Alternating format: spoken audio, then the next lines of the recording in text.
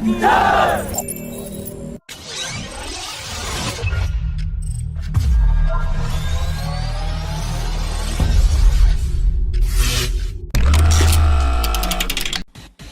a significant development, Uganda has signed a Memorandum of Understanding with India at the Indian High Commission in Kampala for the maintenance and technical support of its 6 Su-30 fighter jets by Hindustan Aeronautics Limited, that it had acquired from Russia in 2012 at a price of $635 million.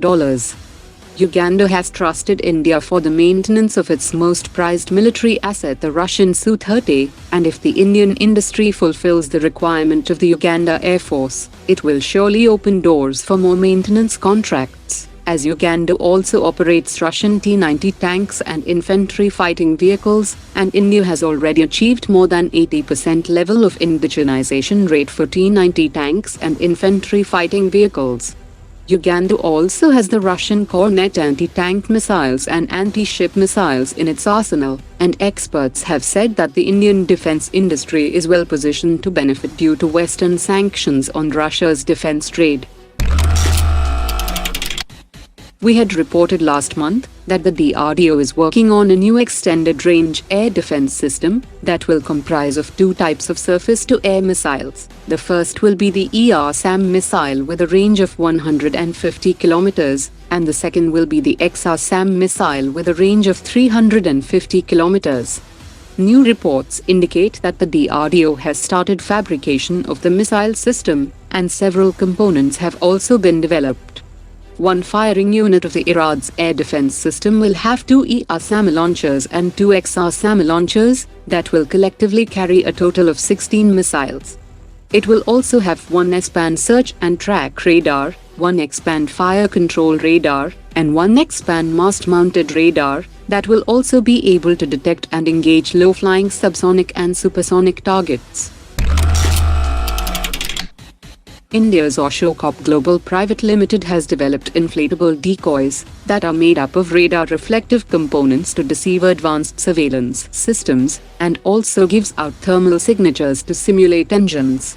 It can be used as baits for the enemy, and also divert, disguise and distract the enemy from the original weapon system.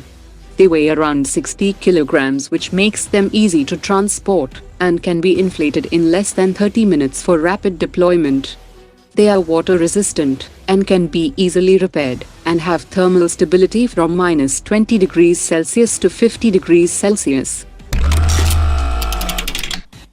Hyderabad headquartered private sector firm Magnum Wings has announced the launch of its MW Viper UAV that can conduct intelligence and surveillance missions and payload delivery.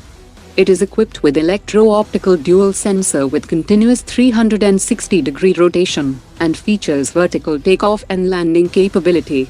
It has an endurance of 2 hours, and can carry a payload of 60 kilograms, and fly at a maximum speed of 120 kilometers per hour, at a maximum altitude of 15,000 feet. In a video celebrating the arrival of J-10C fighters, Pakistan Air Force has highlighted some future procurements, that includes the Turkish Akinci unmanned combat aerial vehicle, and the Bayraktar TB2, as well as the Chinese YLC-8 anti-stealth radar system. The Bayraktar TB2 needs no introduction, while the Akinci is a high-altitude long-endurance combat drone with 1,350 kilograms of payload capacity, that includes laser-guided smart munitions, long-range anti-tank missile and standoff weapons. Turkey has already signed the first export deal with an unnamed customer for the Akinci in January 2022, and delivery will start in 2023. Turkish Aerospace Industries has also signed a contract with Pakistan last year to jointly produce the Anchor UAV. An Indian Army contingent has departed to Seychelles for participating in the 9th edition of India-Seychelles Joint Military Training Exercise that will be conducted from 22nd to 31st of March 2022. India and Seychelles have started this biennial military exercise in 2001, with the aim of sharing tactics, enhancing military cooperation and interoperability between the two countries.